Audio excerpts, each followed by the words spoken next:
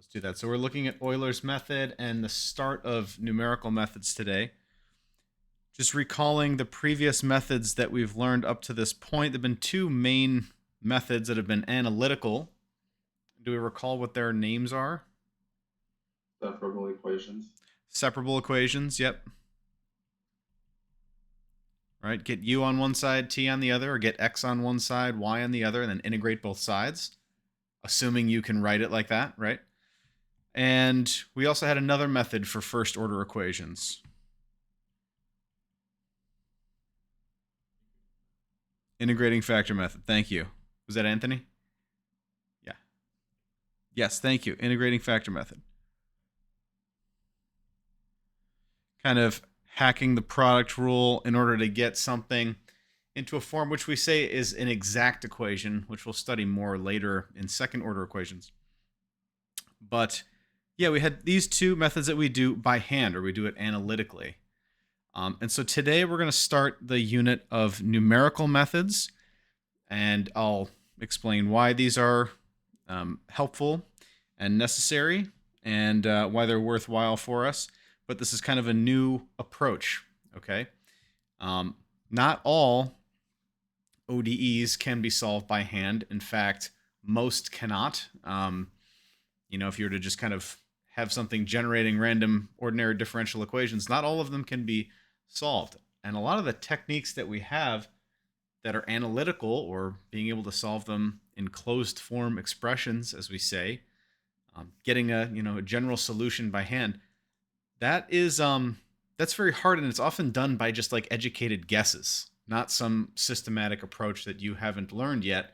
It's really a variation of a theme, or just a guess out of intuition, right? Like that integrating factor method. It's like that kind of looks like it came from the product rule. Hey, what do we say if we guess that it was e to the kt? And so chasing things down like that. So that's kind of not a very reliable way to generate solutions. So approximation is going to be where it's at a lot of the time, right? People in the field aren't grinding equations by hand so much. They're feeding these things to a computer with sophisticated algorithms and generating approximate solutions, because usually you don't need a purely correct answer. You need one that's good enough, right? That's timely and accurate enough for your needs. So approximation in its own right is important. And these methods, while we learn them here in an introductory course, they're relatively simple. And what you see in the field are pretty complicated, but they all have their foundations in this idea, okay, of numerical approximation. So by really understanding these fundamental concepts, you'll be able to look at an algorithm that some active professional mathematician or engineer is using to approximate a solution, and you'll understand it's most likely rooted in some variation of what we're going to learn here over these next 2 weeks. Okay, so Euler's method is the most basic one. I have a little thing here to tell you about the history behind this. Euler's method, as it's said, or as it's stated, is not really. He never intended this for this to be like a method to be a numerical approximation unto itself. He used this as like a tool to do something else. People read his textbook and were like, oh, this is an amazing method. This could solve ordinary differential equations. This was like if you went into someone's garage and they like duct taped a duster to a broomstick, and they're like, I used this tool to get up to that corner of my house. And you're like, oh, this is this amazing tool.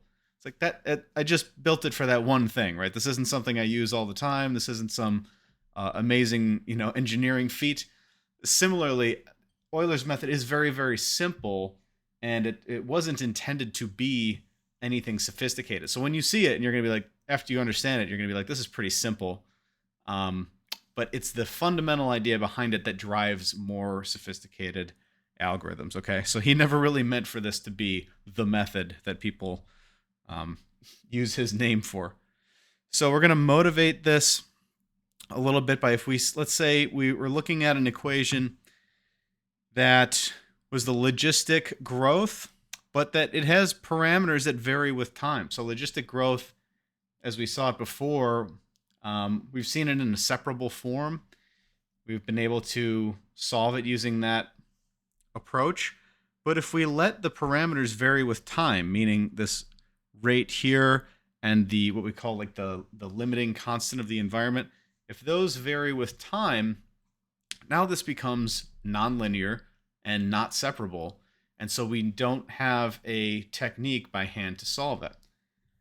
And a logistic equation is important. It talks about how something will evolve in terms of growth and constraint. Okay, so population or whatever it might be. So we could generate a slope field if we let, did I have this in here? Nope. That must have dropped from my slide. If we let r of t be 1, and we let k of t, the kind of limit on the environment or the limit of the system to be this 1 plus 0.25 sine 2 pi t. And you don't need to worry too much about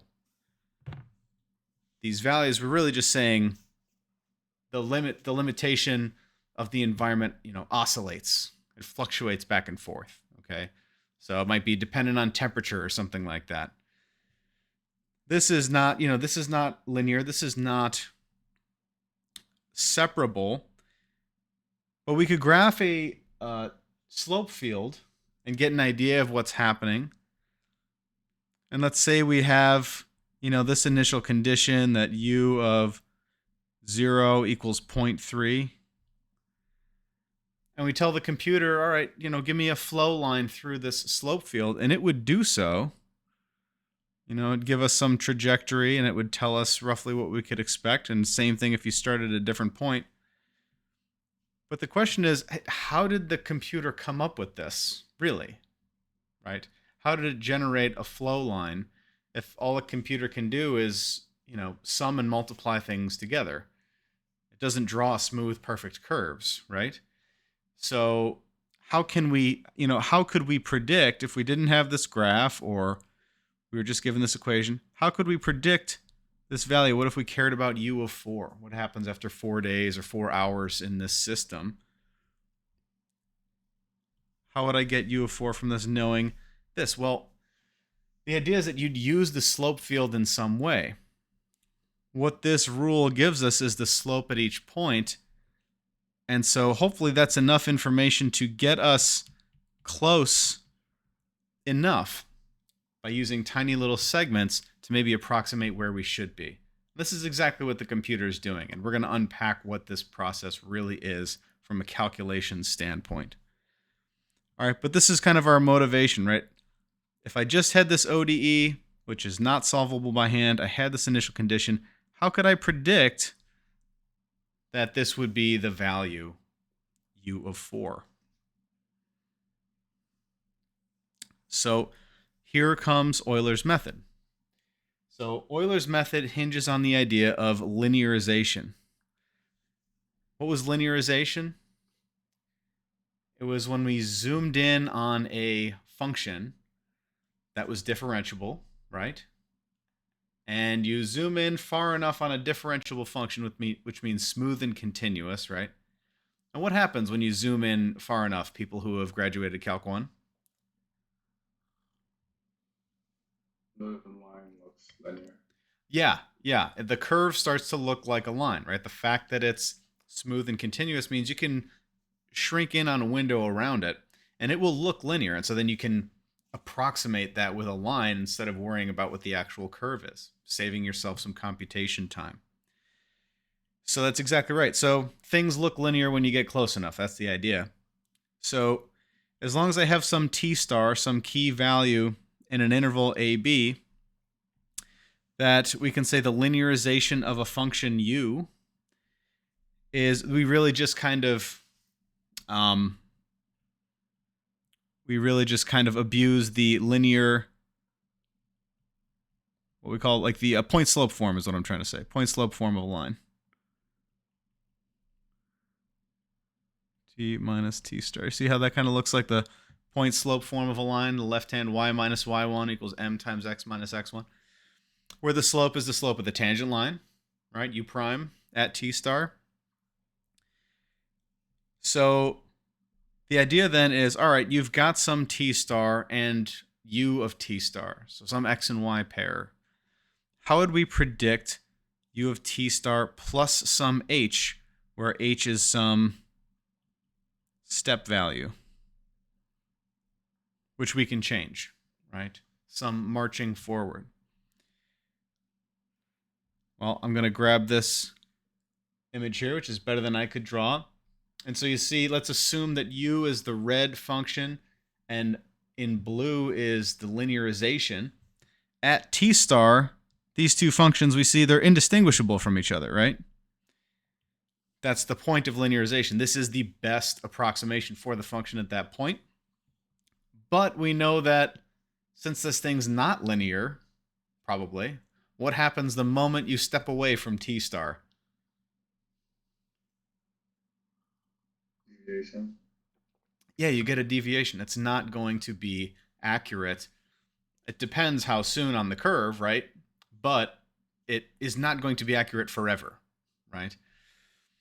Just like you go out running and you're like, I'm going 3 miles per hour. You're not going 3 miles per hour the whole time, right? That's going to change. It's a good guess at certain points, but that speed is going to fluctuate. So as you move out some distance h on the t-axis, the line will march forward linearly, but your curve will not be growing linearly. It'll be doing its own thing, right? The actual solution that we care about. And for us in ODEs, this function is often unknown, right? We don't know what u of t is doing. So our linearization, our best guess would be it's doing something like this over here. But as Richard said, it's off by this much, right? It deviates from the actual solution. But if we had to guess, right, someone was threatening you upon certain doom that you have to come up with your best guess for the solution, we'd say, well, I guess I would just take the linearization, which would be take the y value and add the rate of change times that little step. So here and here, right, you can see that I'm having trouble seeing my monitor over here, but from here to here, you know that this length is h, right? And you know that this height right here is equal to what? Well, this is the slope of the tangent line, right? So this dy dx, or rather I should say this du and dt, right? Where this distance here is h, and this is your du. So then this total jump from here to here is going to be the slope times that length this way, okay? So that's how we get u prime times h. So this would be our best approximation for this, knowing that we're going to be off, okay? So, you know, this is kind of like our du dt times dt, right? So this is how we get that du. Little change in u, okay? So let's do an example of how this would look in an iterative way. So let's say that we're given this ODE. It's really an initial value problem, right? We have an initial set of conditions. And our step value that we've been given is 0.1. And we want to say, all right, you've been given this initial condition. What is u of 0.3? How would we do this? And we're going to be marching blind. We don't have a graph for this ODE.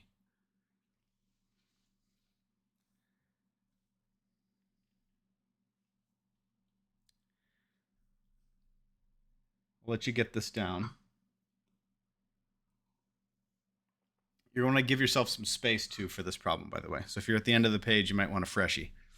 So we're going to use this idea that, well, if I'm starting at some initial condition, I want to guess a few places down where I'm going to head, a few steps downward, but really all I have to go off of is this tangent line, right? So what we're going to do is several times say, all right, I'm starting off at, let's say we're at 0, 1, like we are in this problem. I'm at 0, 1. Best guess of where I would be at the next point would be over here. And I really don't know, since I don't have the curve, how accurate I am. We're just hoping, we're fingers crossed that was a good guess, right? And then what do I have at this point? Well, I have the ODE, and it tells me the rate of change at this point. And then I'll do the same thing. It'll shoot me maybe over here, right? And then we'll do the same thing again. I don't know if I'm on the curve or not over here. You're probably not. But we get the slope, and then we'll find, right, another point that we can guess. And so this is what we're doing. We're guessing, right? We're trying to guess as accurately as possible. So how would we do this? In a very crude way, okay? How you would do this would be to set yourself up a little table, all right? If we said, I do this k times 1, 2, 3 times, because we're going to start at these t values of 0, 0.1, 0.2, 0.3. Okay, so this k is really just kind of like your step counter. Reason I'm showing you this too is because we're going to program the computer to do this for us eventually. So we're going to start at t equals 0. Why t equals 0? Because that's my initial condition, right? T equals 0, u equals 1. So that's like our t naught, u naught. My u sub k, so my u naught is 1.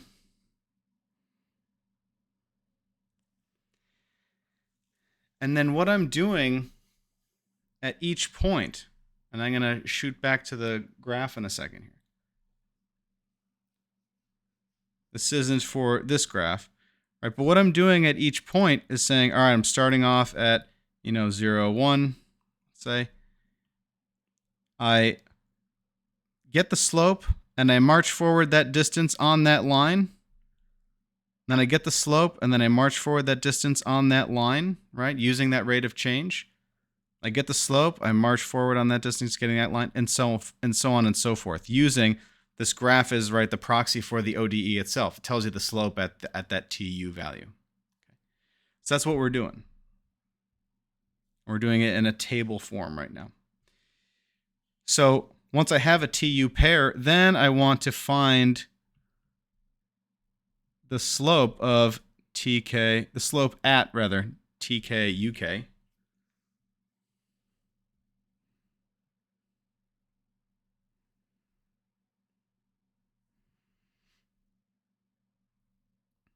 So let's go ahead and do that here, actually. So at 0, 1, again, you have the ODE. This is 0 squared minus 1 squared. We use brackets because we're good math students.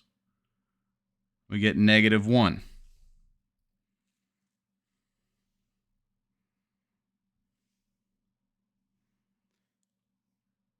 All right, and the last box to kind of pre-process this a little bit is to do h times that now. Because that's how far you're changing your y value. That's your guess on how far you got to move, is h times that slope. Okay, so here this becomes, this becomes, our h value we said is 0.1. So this becomes 0.1 times that slope we just found, negative 1, for a grand total of negative 0.1.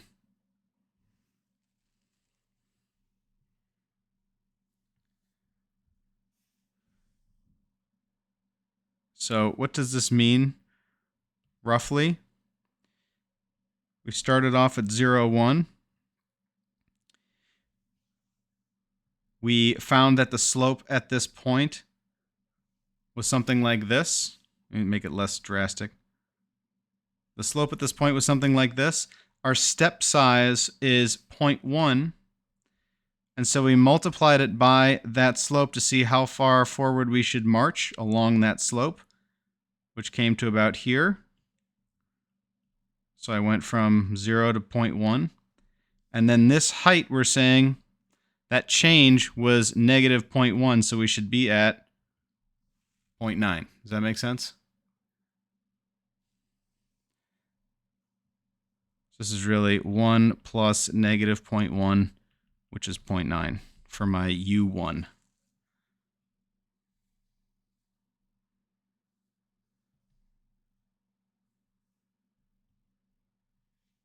And now you rinse and repeat.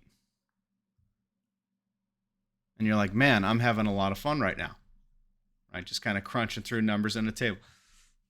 It's a little tedious. Again, we will have the computer do it, but you need to understand how this works before we can code it up. Okay? So you need to understand how to do a few calculations, a few rows. So we'll do this again. Right? What we've done is we've marched forward a little bit, and now I'm at a height of 0.9. I'm at a t of 0.1. Now we want to know, hey, what's the slope at this point? Right? Where should we go from here? This was our next best guess, 0.1 away. So now we got to calculate that slope in this slot. So we use the ODE, t squared minus u squared, to do that. So t squared is 0.1 squared minus u squared, which is 0.9 squared. And we should get minus 0.8.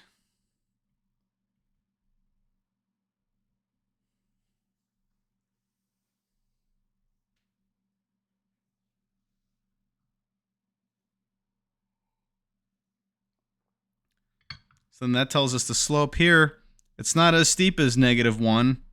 It's a little less steep.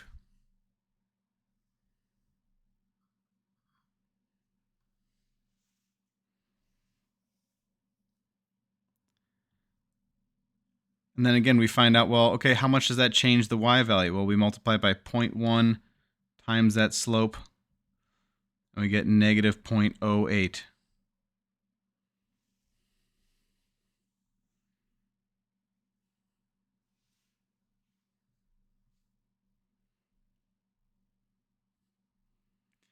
So that means we go down negative 0.08 when we're at 0.2, because we're marching along this just for a little bit. And that height should be how much?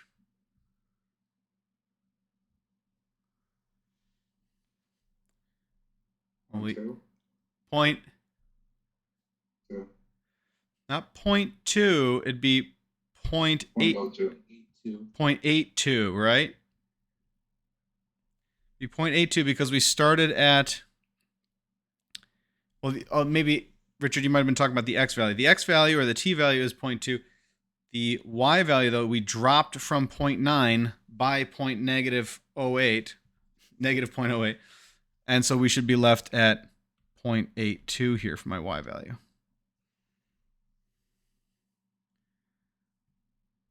All right, so that's this third one. Again, so what we're doing is we're kind of guessing, based on this step size, based on the slope field, what this curve might be doing. But we're just guessing from each point and scooting forward a little bit and saying, well, I'm going to use that to predict my next point. Right? Hope it's close. So what I want you to do is carry this forward one more time to get to 0.3 and see what we would expect the y value at 0.3 to be here. Okay, so you're going to need to carry this through here. I'll give you a minute or so.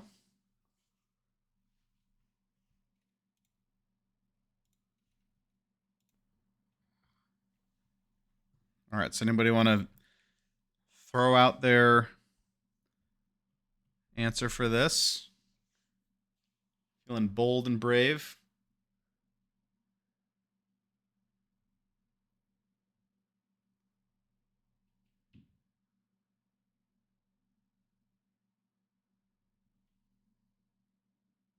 Do we need another minute? Okay.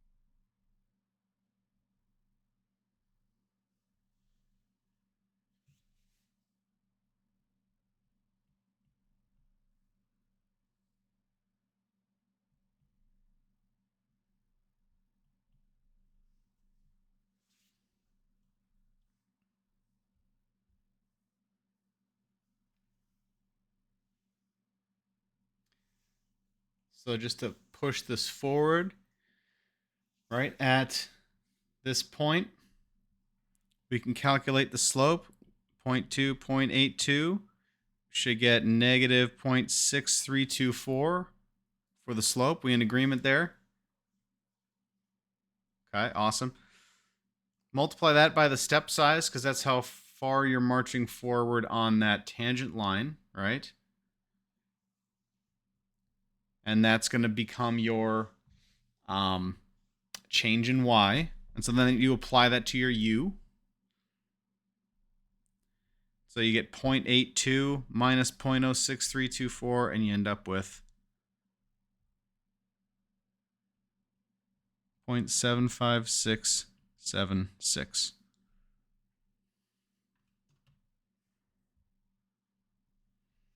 So that's using h equals 0.1.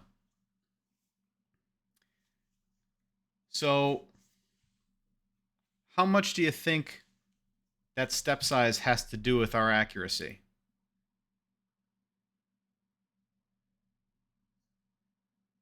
A lot.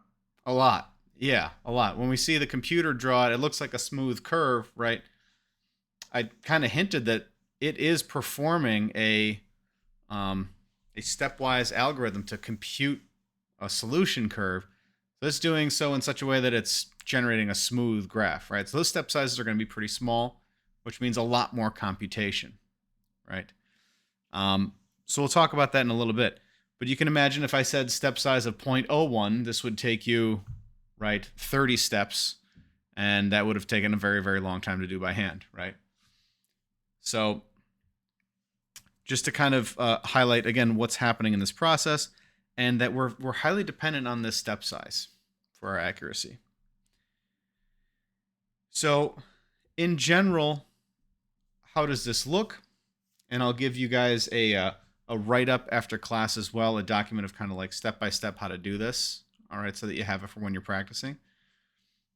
But if h is the chosen step size and we have an initial condition, t naught, u naught, your uk plus 1 is the next approximated value. Again, we're hoping that u of k is roughly u of t sub k at each k step up to some time n. We're going to have we have to stop eventually, right? You have to get back to your life.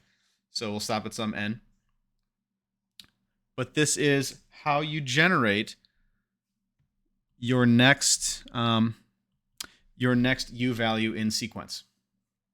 Starting with the previous, it's what we call a recursive process, right? It refers to the one before it. So you need to have the initial condition to start off, and then you can march forward with this process. So starting with your initial condition, the slope at that point, and you nudge yourself forward by that step size and guess what the next y value would be or the next u value would be, and then continue that as you move forward. All right, so I'm going to shift and show you a little visualization that should help better than my crude drawings. All right, and so I have here this is a mathlet from MIT. They have a handful of these that I think are really terrific. Sometimes we're up against, I don't know, crudely made apps, and these are made very, very well. So on the left here, you have a selection of differential equations that are first order. It generates a slope field. So, you know, here it doesn't have the one we were exactly working on, but this is relatively close. So y squared minus x gives you the slope field here. And then here is the method and the step size. So here it's saying use Eulers method. Your step size is 1. Euler's method, your step size is 1/2, etc. We used 0.1. It was relatively small. But this should highlight how much you're at the mercy of the step size here. So if we mouse over, and I'll let you guys play with this after. I'll send you the link. But if we mouse over any point in the plane, we'll be given a vector, which again depends on the derivative at any given point, and will predict where you're going next. Remember, it's the slope times the step size, so it's not always going to be the same chunk. You see how this vector is kind of stretching at certain points because the slope is so steep and it's being multiplied by that same step size, so that vector is getting longer.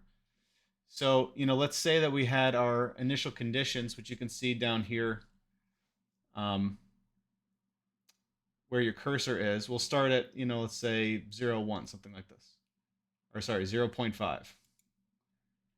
You can say start, and then it will say, okay, it will carry out the calculations we just did, but it'll show you graphically what we were doing.